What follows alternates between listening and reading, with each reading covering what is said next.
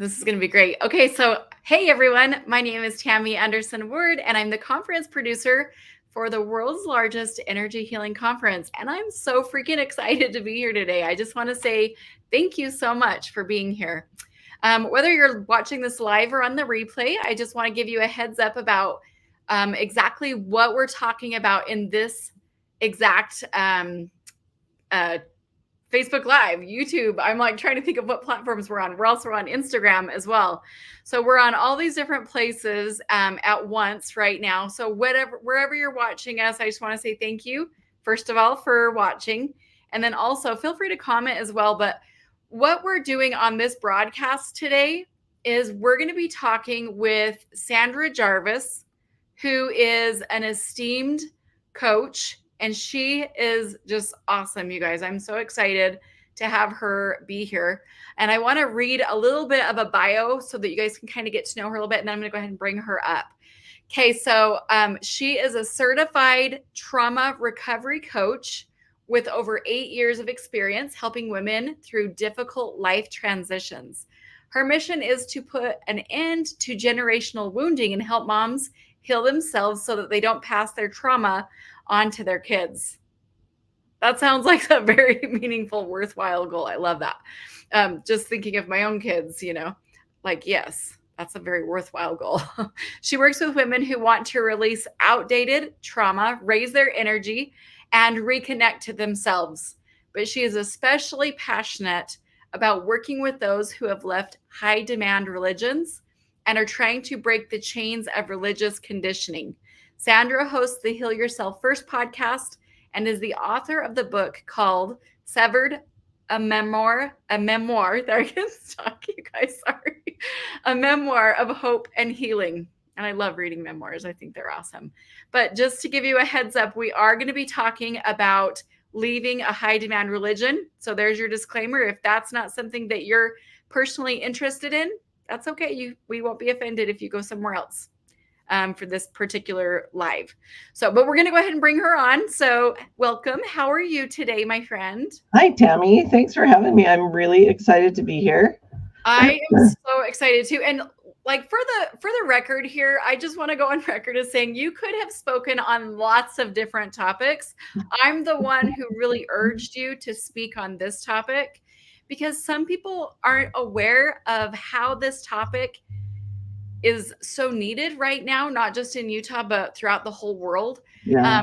But I myself experienced massive life disruptions when I left my religion of my whole life.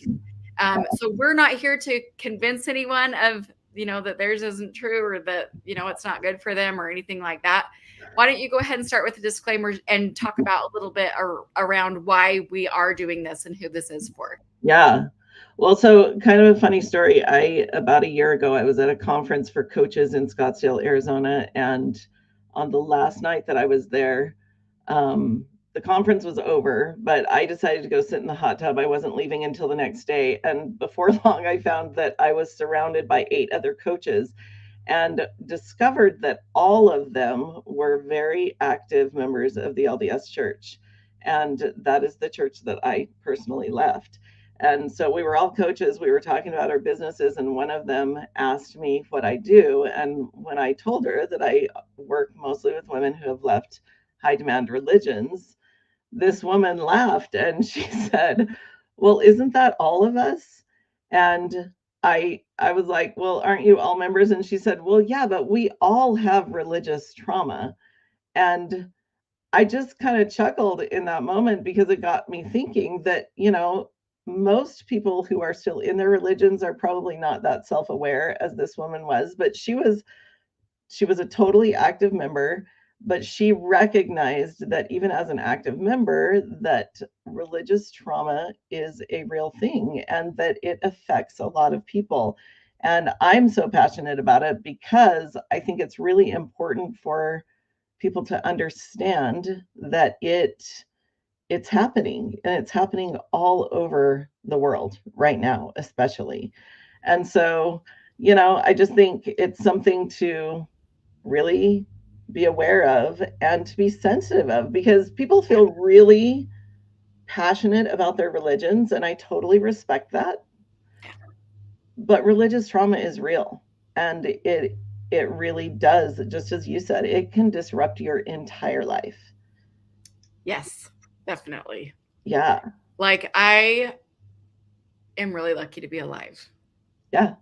And that's vulnerable to just share. But for those of the people who were kind of watching me through the years who then said, oh, she just wants to sin, or oh, she just wants to wear tank tops, which sounds so silly, but or like I didn't wear tank tops for 20 years. Like in my 20s and 30s, I did not wear tank tops. It wasn't until I was, past 42 that I wore tank tops. You know what I mean? But like it really disrupted my life.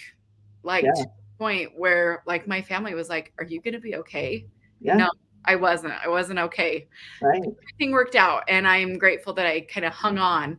I did hire coaches, which Yeah. is why I'm so passionate about having you speak about this topic today. It's really important and it's Yeah. really needed, but it's not for everyone. So if you're happy in your religion and you are, it's working for you, and this isn't a topic for you necessarily, feel free to, just go ahead and move on by. However, if this is a topic that you're like curious about, maybe you did go to a high demand organization and then you left, and maybe you haven't deconstructed that. This could be something that could be really beneficial for you today, or perhaps someone that feel free to share this as well. So I'm going to go ahead. I'm going to kind of pop in and out a little bit today, but I would love to have you just go ahead and start with a little bit about like, what's your story? Why did you become a coach? Like, why is this something that, you're really passionate about as Sure. well? So, All right. and Okay. thank you for your courage. Yeah. Thanks. So as I said, I was born and raised in the Church of Jesus Christ of Latter-day Saints, which is also known as the Mormon Church or the LDS Church. And when I was growing up, our family was known as the perfect Mormon family. But in reality, we were the epitome of dysfunctional. And I mean that very literally. Like, we would go to church and present as this picture perfect family. And then we would come home and watch our dad beat up our mom. And it made no sense to my young brain. Like, it was there was just so much dissonance around that. And as I got older, I started really struggling to make sense of the conflicting doctrines that I saw and all of the shame that accompanied my church membership. And I think that, if you have been in a high demand religion, you can probably relate to that. But I was all in. I really thought that all of that dissonance was something wrong with me, not something wrong with the organization. And so I was all in. I raised my family in the church. And about 10 years ago, my kids started leaving the church. And that was heart wrenching because as a mom, I had tried to do everything right. But then to have them walk away from the church seemed like a confirmation that I had done everything wrong. And then on top of that, my kids started talking about that they had been abused. And I'll just be honest, that really just pissed me off because if there was anything that I had tried to do right as a mother, it was to protect my kids from an upbringing full of trauma and abuse like I had had.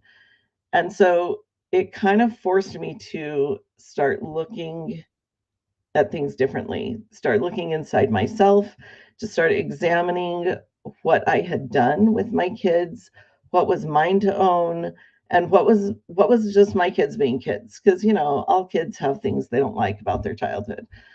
But one day I was scrolling Facebook and I came across this post, and that day for some reason it just really hit me. And it was super simple, but it said, do your future kids a favor and heal your trauma before bringing them into the world. And that simple statement completely shifted my view because I had spent my entire life trying to heal my trauma. And in fact, that's one of my biggest goals in life, is to figure out how to literally get rid of all of the effects of my childhood trauma and be able to live daily without the effects of that. And I don't even know if that's possible, but that's my goal.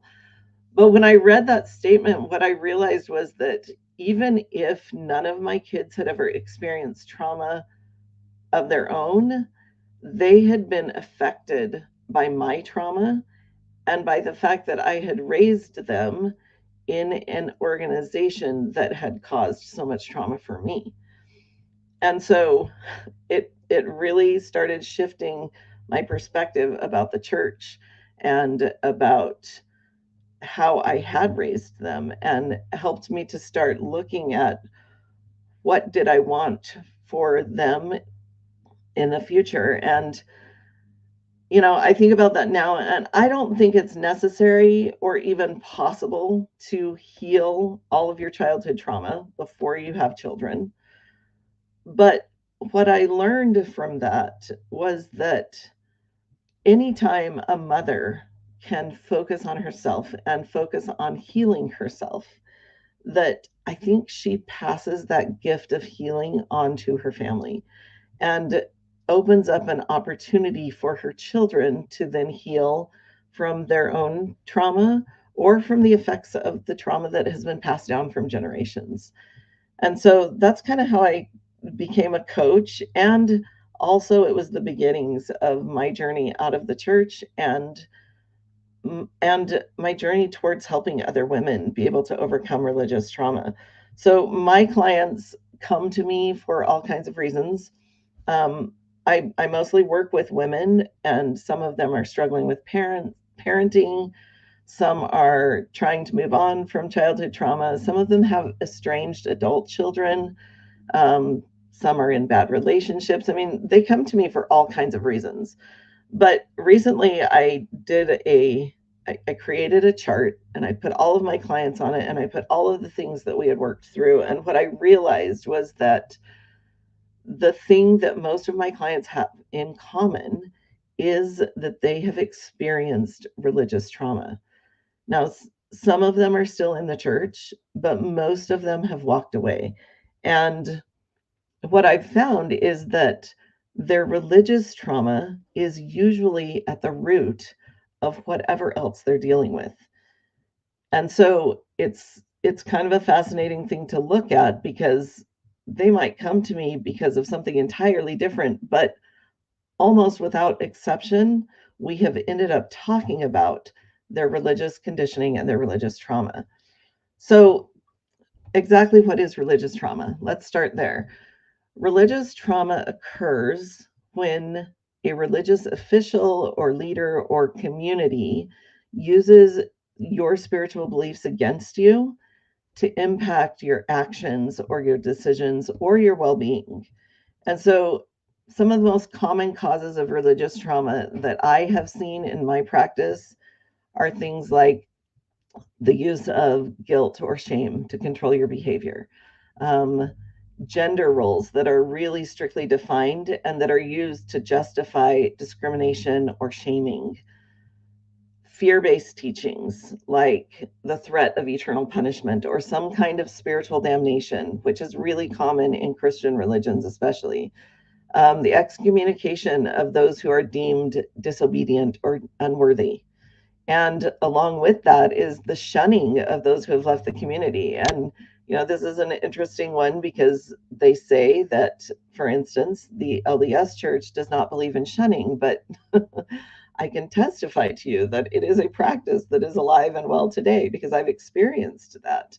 And I know of a lot of people who experience that. And that's one of the hardest things to deal with when you leave a religion is that you are shunned and cut off by people who you thought were your community, people who loved you. I thought I thought that I would just jump on and just add a couple of thoughts to that one, if Okay. you're okay if I do that. Yeah, please. When I ended up stopping from attending church regularly, like I had, the whole time that I had lived here, I live in a small town. Um, the shunning didn't happen like somebody didn't stand up in front of a podium in front of a congregation and say, "Leave her alone, don't talk to her." It wasn't like that. Instead, what happened was like people who would have, normally said hello to me at the grocery store here in our small town, they would see me and they would turn around and go the other way. And this happened often. And I was like to my husband, did you see that? So and so just turned around and walked away. And he goes, no, you're being sensitive. Right. That's not what it was. But it happened so much that it's hard to not see it. And so Yeah. the shunning, when we're talking about the shunning, and maybe it was just because maybe it wasn't that people were trying to shun, other people who aren't going to church. Maybe they just felt awkward. Maybe they just didn't know what to say. So it's not even like something that is like full of malice or anything like that, but it is felt by the person who has now left, who's always been an accepted member of the community. Yes. You know what I mean? Yeah. But it also can happen with family members, like family who would like typically be regularly discussing things with you on the phone or talking to you or texting you. All of a sudden it's like crickets. Yeah. Yeah. I mean, Yeah. Well, and it's an interesting thing in that same conversation that I had in the hot tub.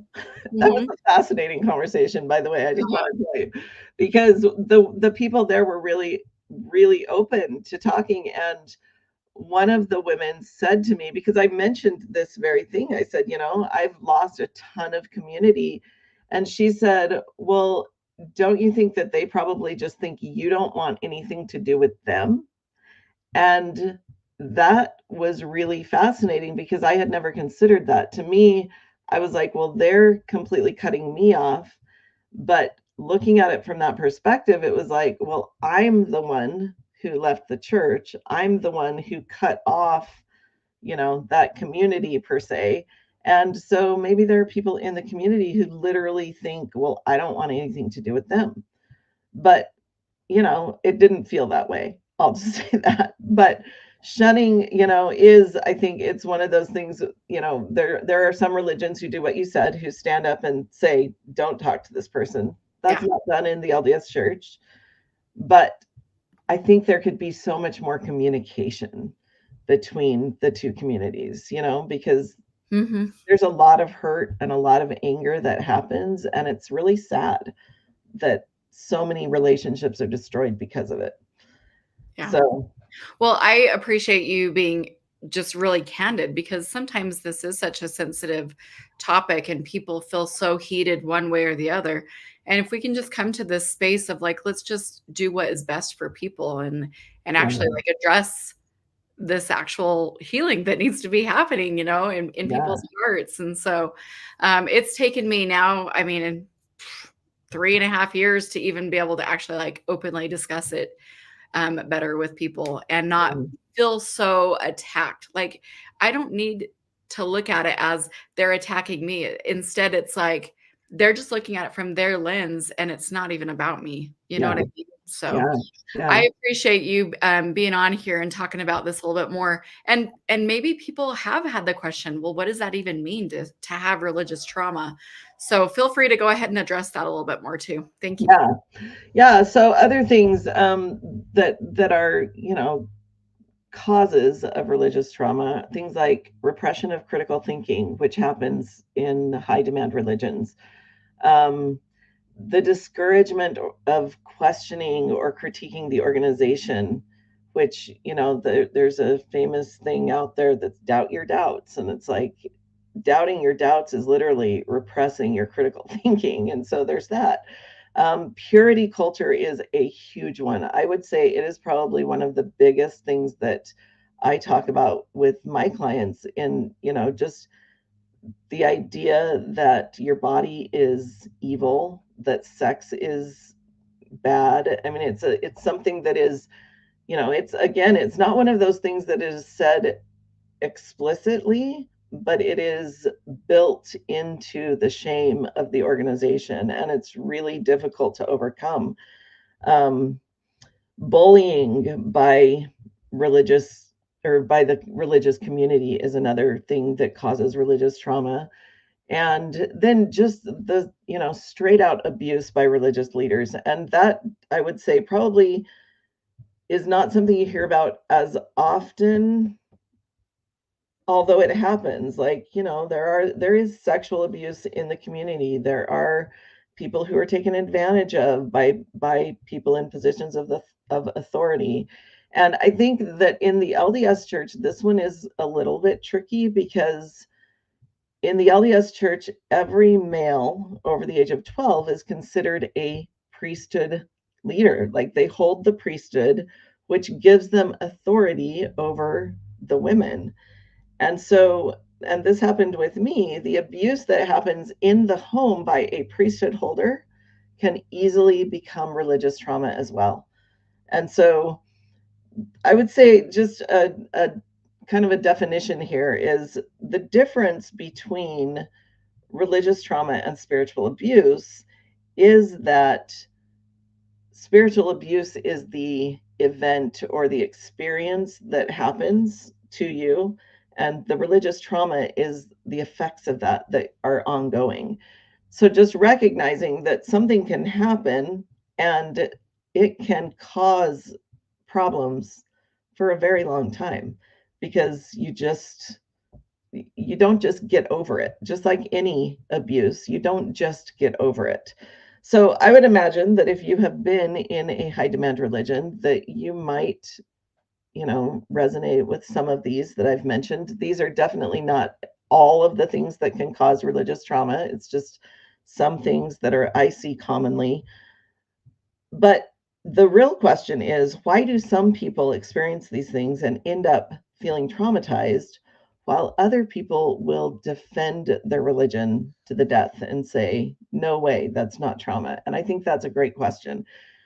There's a lot of research out there about why two people can experience the exact same thing and one can come out just fine while the other one feels completely traumatized or abused. And it has a lot to do with the development of the brain and the nervous system. And one of the things we know is that the earlier trauma occurs or the longer someone is exposed to it, the more damaging it's likely to be. But the definition of trauma that's been probably the most helpful to me is really simplistic. And it is that trauma occurs when something is too much, too fast, too long, or too little, too slow, too late. And so, again, it has to do with your nervous system, with your development. What can you handle? So it could be too much affection, too much responsibility, too much knowledge at a young age, or too much fear or shame, or not enough trust, not enough care, not enough love, not enough attention. And it depends on how you interpret that based on what your development is. So that is, I hope that's helpful to just kind of understand that trauma is not a defined thing. Like it can be very different for one person than for another. And that's true of all trauma, but true with religious trauma as well. So one person can go to church and love it and feel uplifted and, you know, totally into that thing. And another person can go and just come away feeling shamed and fear and all kinds of negative things. Yeah, there's this one experience that has, I guess I have a photographic memory, so I guess like every once in a while it'll kind of pop in my head, and that's good for some things, but maybe other things not so much. I wish I could forget this, but I think I was about 6 years old, and I was sitting in primary, and we were singing the song "Families Can Be Together Forever," and I just was bawling my eyes out, and they were like, "Oh, that's so sweet. She's feeling the spirit." When in reality, my parents got divorced when I was 2. And, I'm thinking like I'm going to be alone for forever, so I mean, Yeah. it like affected different people. So I thought that was a good little story to kind of illustrate the difference of how it can be good for someone and Yeah. maybe not so great for someone else, right? Right. So, all Yeah. right. This is awesome. Keep going. You're doing so good. The next question that we had talked about having you reach out about is what's the difference between the religious trauma and spiritual abuse? So if you want to go ahead and define that one a little bit better. Yeah. Okay. Yeah. So spiritual abuse is spiritual abuse was first, the term was first coined back in the 90s. And it was literally just to define what happens when a religious leader, a religious community, a religious organization does something that is abusive. So it could be anything. It could be one-on-one. It could be, I had children who were bullied by other members of their scout troop, which was, within a religious setting. And that caused some spiritual abuse. It could be literal abuse, sexual abuse by a spiritual leader or something like that. But it can be any type of abuse that happens in a spiritual setting. And the result of that then is religious trauma.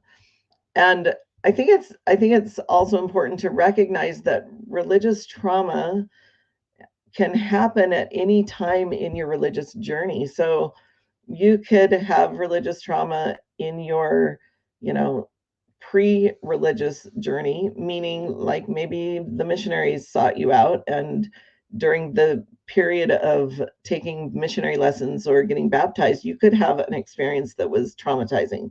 It could also happen while you were in the church. It could also happen when you were leaving the church.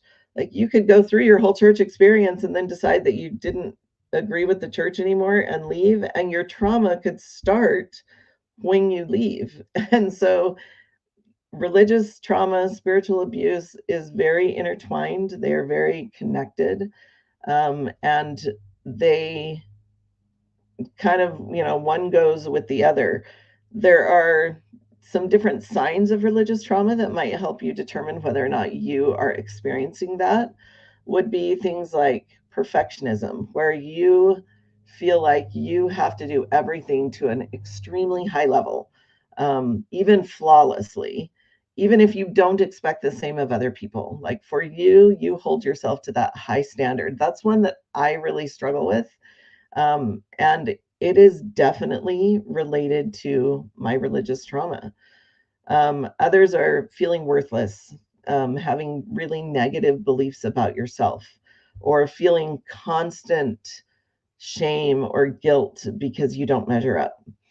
Another one is anxiety and hypervigilance, like always feeling like you have to live up to a certain expectation or the expectations of other people. Um, Another one that's really common coming out of a high demand religion is not trusting yourself to make good decisions. Because for many of us who came out of high demand religions, we were encouraged to always follow the prophet or go to our parents or get advice from some other authority, to pray to God. And so whenever you leave and you no longer have those sources available to you, then you don't even know how to make a decision. You don't even know how to trust yourself because it's not something you were ever taught to do. Um, Also, not being able to express who you are, and not even just the expression, but not knowing who you are at your core, because you were you were given all of your values. They were just kind of handed to you, and you don't even know if those are values that you want or that are important to you. Another one is poor sexual health or sexual dysfunction, or feeling like sex and sexuality are taboo topics. That is really common with, and this goes with the purity culture that I talked about earlier, because we are brought up in this society where we just don't talk about those things before marriage. And then suddenly you get married and it's all open and you can do whatever you want, and you're still trying to figure out how this is a good thing when you were taught your whole life it was a bad thing. So there's some really mixed messages there. Um, Another really common thing that I see, and this might be even the most common, and that is a difficulty making friends and finding a community as an adult. Because when you are raised in a community where all of your friends and family and everyone is just provided for you, then you leave and you don't have any idea how to do that. I remember years ago, I was talking to a friend she was actually the president of the PTO of my kid's school, and I was her treasurer. And she was not a member of the church. And I was talking, we were getting ready to move to a new state. And she said to me, I could never do that. And I was like, you could never do what? And she said, I could never move. I could never leave my community because I wouldn't know how to create a new community. And she said, you have your church. So wherever you go, you have a built in community, but I don't have that. And at the time, I thought that was really interesting because she was right. I was very entrenched in my community. But then 15 years later, I left, and now I understand that it's very difficult as an adult to learn how to make friends and to learn how to find a community that you have things in common with and that you want to, be part of. And so that's a really big one that I see, the difficulty of making friends. And then another one, probably this will be the last one I share, but it's the still looking for the one right way to live. Like thinking that there is a right way to live and that you're going to find it even after leaving the church because you've left behind that belief system that gave you all of those answers. And now you're looking for the next right thing. And the truth is that there's as many right ways to live as there are people on the planet. And so continuing to look for that right way is not going to get you anywhere. So those are just some of the signs of religious trauma that I come across in my coaching practice quite a bit. After working with hundreds of women who are recovering from religious trauma, I started seeing a pattern. And honestly, I see this pattern not just in religious trauma, but in any trauma. And it's that I see some women who are able to move on really quickly, while others stay stuck in the place of victim energy. And I started asking myself, why is it that some people are able to move on while others stay stuck in that really low victim energy? And I guess there's nothing wrong with either way, right? It's not that there's something wrong. It's just that my clients literally pay me to help them feel better. That's their goal. They don't want to be stuck in the negative energy anymore. And so I started really looking at that, and what I discovered is that the rate at which my clients heal is directly related to their ability to release judgment. And I think that that is a really powerful thing to recognize. And whenever you leave a high demand religion, and especially with the LDS church, which is really, common in Utah, sometimes you go out and you get into an ex community. So an ex Mormon community or an ex Catholic community or whatever the ex community is. And you may have been judgmental while you were in your religion, and then you go into this X community and you think you've dropped all the judgment, but the problem is that you then just turn your judgment back towards the religion, back towards the church, and that keeps you stuck in that negative energy. And so I'm going to be talking about this a lot at the conference. I'm going to be going into the ways that our judgments keep us stuck and how our judgments really can determine the level of energy that we have and that we create in our lives. I like to look at it kind of as an energy bank where we have, we have 100% energy every day, but every time we judge someone or something, then we spend part of our energy. And the more judgment we spend throughout the day, the lower our energy becomes. And that creates this ability to be stuck in that low energy. Because if you wake up every day and you are automatically judging everyone else to be wrong, then there's no way that you're going to be able to hang on to the higher energy, the higher resonating energy that makes you feel good, that gives you, positive and productive and that builds you up. So I would love to have you come to the conference and come to my class, and we're going to talk about that a lot. Um, the other thing that I wanted to mention is that starting Monday, from Monday through the conference, I'm offering 30-minute coaching sessions for free for anyone who would like to come and bring your religious trauma and talk about it and get some coaching around that. So Tammy is going to be sharing a link for the coaching sessions. And as I said, they are 30-minute sessions. You'll be able to do those before the conference for the next week and a half. And then during the conference, I will be available live to do those in my booth at the conference.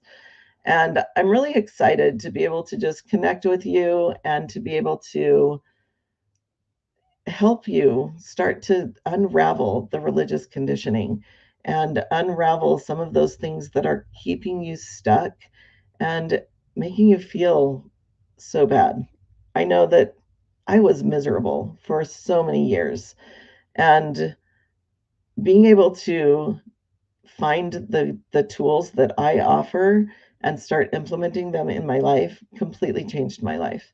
And I didn't even go into all of those things. So come to my class, and I'm going to go into some of the other things that I overcame for myself and the tools that I used to overcome them. Yeah, this is awesome. I'm really grateful that you're, in a space where you can do this. I feel like it takes a lot of courage to talk about things that are difficult to talk about. You know what I mean? Um, Yeah. and not everybody needs this, and that's okay. This is for the unique group of people who are seeking extra support.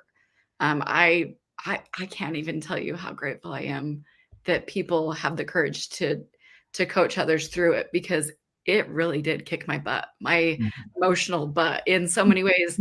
Like, I have never had anxiety or panic attacks like I had right after that. And Yeah. so, like, Yeah. why am I having this topic talked about? Because there are some who really do need it. And this is for those people. This Yeah. isn't to pull anyone away from, their religion. If it's making them happy, stay with it. That's totally fine. I have nothing against it, honestly. Yeah. But for those people who really genuinely are looking for support, oh my goodness.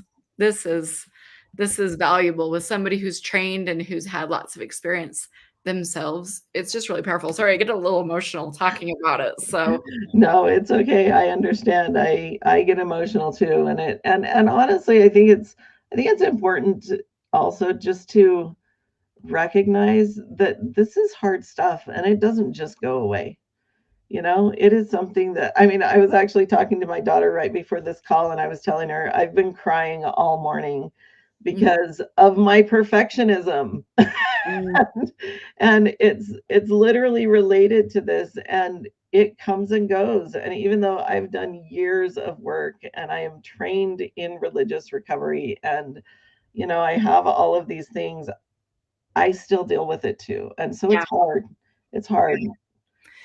Yeah, and if you don't know the term scrupulosity, it basically is religious OCD. And I was talking with a friend the other day, and she said, "So, like, what does that even mean?" And I said, "Well, like a normal person might have like 2 pages worth of checklists, like visiting, teaching, or making meals every night, keeping the house clean, temples and pictures all over and throughout the whole house, right? I had 42 pictures when I took mine down." Um, and so like all the things, right? But I had 20 pages of Right. checklists because Yeah. I demanded that of myself. And so for someone else, it really might not be that big of a deal. They're just whatever, go along with their life. But for me, it like shattered my entire worldview. And I did need the coaching. Yeah. And oh, I'm so grateful for it. So excuse You me. okay? Really Yes. Well, difficult to talk about. So yeah. Well, thank you. I appreciate you letting me talk about it. I appreciate you supporting me through this. You know that this has been a journey for me too, and yeah. I'm really excited. I'm excited to be able to connect with people who need the help and who are looking for people who understand, because Yeah, that's awesome. it's a journey. So So you've got a few other links. Do you want to talk about what these other links are here as well? We've got Sure. your book link. Yeah, so the one that's up there right now is my book. I wrote a book. It's called Severed, a Memoir of Hope and Healing. This is actually my journey, the beginnings of my journey out of the church. I was in an accident. I severed my right hand a few years ago, and it allowed me to really focus on my own healing, and not just physical healing, but also mental, physical, spiritual, sexual, all of the healing. And so this is my story. I'm really passionate about that, and I will have the book for sale at the conference as well. Yeah, that's awesome. The other links, what are they? Let me remember. My podcast. Yeah. Oh, Yep. yes. So this is actually a fun quiz. I call it my "What's your apostate energy profile?" So we laugh all the time about being apostates, and maybe that's not funny to anyone else, but for us, it's, I guess, kind of just a way to, bring levity to the fact that we've left. And this is a little quiz that will take you through and help you kind of see the energy that you are creating in your life after the church. So it's a fun little quiz. Go take it. And I'll be talking about some of the things that you learn in the quiz at the conference. That's awesome. Very cool. And then you also have your podcast. So I'll let you go ahead and address that one as well. Yeah. So my podcast is brand new. There's literally only 2 episodes right now, but it's called Heal Yourself First. And it is directed towards moms who are wanting to address their trauma. So come and listen to my podcast and help me grow it. I would love that. I love that. So cool. And there's one more. What is the other one, Tammy? The free and the sessions, and I already talked about that. Yeah, so the free. So yeah, so I would love to meet all of you. Come grab a session. Come meet me at the conference. Or if you're not going to be at the conference, I am making these sessions available for starting Monday all the way through until the conference via Zoom. So I would love to help anyone out there who's needing the help. Yeah. So. And you might not even know if you need the help, but how are you going to know until you look into it, right? So, well, thank you again for your bravery in talking about this very sensitive topic. I had my bishop actually told me when I left, he said, I would have been willing to bet everything, really, that you would have been the last person to leave. He's just like, I'm shocked. And I've had people write in and tell me, the reason why it hurts people that you left was because you were like a role model to them. Yeah. And I'm sorry, but you can't put someone else in a position to lead your faith. You know what I mean? You gotta, so I take full responsibility for myself, and I allow other people to do the same. Yes. And I think that's really important. And I think it's interesting too, because I've heard that as well. And it has made me really wonder if, and I'll just mention this before we go, but it's made me wonder if people who are really, who experience religious scrupulosity are the ones who leave, because the ones who aren't dealing with that aren't the ones who are putting themselves through the hell to try and live up to all of it. And so it's just an interesting thing, because I've had people say the same thing to me, that we were the role model and how could we leave? And it was my decision, and it was the best decision that I could have made for myself. But I also understand that there are people who religion is really good for them, and that's okay too. So as you said, we're not trying to take anyone away. We're just trying to help those who are hurting. Yeah. So yeah, I think that's a really good thing, that at least we let people know, this is what we're talking about. This isn't for everyone. Just like when there's other things that are going on that might not be right for us. It could be actually damaging for us to go into a class where my beliefs aren't respected. You know what I mean? And so I do teach the energy healing in a more secular, evidence-based way. That's not how I used to do it, but I have chosen to do it differently. So. Yeah. Well, thank you, Tammy. Thank you for allowing me to come and for making me part of this amazing conference. I'm so excited to be able to be there. So thank you. Absolutely. Okay. Well, we'll see you guys at the conference. The big day is in 2 weeks from today, June 28th and 29th. And it is open to everyone. It is a universal event. And it's open to all ages, all genders, all backgrounds, all faiths or not. Either way is totally good. Our speakers definitely come to the table in a very open and universal way. You can go through and read the class titles, the descriptions, you can read the bios, everything like that in advance to find anything that really applies to you specifically. The activities, I mean, there's so much to see and do. And as a matter of fact, Sandra, I'd be really curious, what has been some of your favorite things about the conference? I've been to the last 3 that you've done. I have loved, honestly, just meeting people. Like, it has been really fun to meet people and from all different walks of life, people who are looking for different things, and that has been really fabulous. Probably though, the favorite class that I have attended in these past few conferences was Rimshaw's class, and she's the keynote speaker here, and I'm super excited to have her come back and be part of that. She was amazing. She blew us away in Boise, and so that was really a favorite of me and both my daughters as well. So super excited. I'm so excited to hear that because she's doing the soul retrieval that she was doing. She's doing that as her big keynote. So it's like the big finale, the big finish for the whole conference. Oh, that will be amazing. Yeah, everyone, I highly recommend you attend it. She's an incredible woman. Amazing, just an amazing soul. Yeah, I agree. That's awesome. Well, I think she's in Costa Rica or somewhere really cool like that. She's all over the place. From now, but she lives in West Virginia right now, and she's going to be traveling in, and she is our big keynote speaker. And I want to share with you guys, this is the lanyard that every single attendee is going to be able to get at the conference. So it just says Energy Healing Conference, but it also has her logo on it, Rimshaw Warda. Oh, there you go. Nice. Yeah. So everybody will get one of these along with the schedule when they get there. The lanyard will get you right into the classes and the activities. The vendor hall is open to everyone. You just have to go ahead and sign a liability waiver before you go into the vendor hall, and then you're free to enter. So even if you just like to go ahead and go to the vendor hall only, you can do that. There's 150 vendors. So there's something for everyone, literally all ages, all backgrounds. We even just got a spiritual and an intuitive tattoo artist who's going to be coming in. And I'm so excited. I was telling him about the tattoo that my husband wants to do with an hourglass right on his forearm. And he goes, I have an hourglass right on my forearm. Wow, there's a whole other synchronicity. And I told him, I said, my husband used to mentor with Bob Proctor. My husband and I used to. And he has the story about an hourglass. And as he goes through, and he's like, that's kind of where my tattoo came. But it's really beautiful how different symbolism or something of significance can just be so powerful for you. You know, my daughter Aubrey has one right here on her wrist that says inhale, and then there's a line that says exhale. Oh, interesting.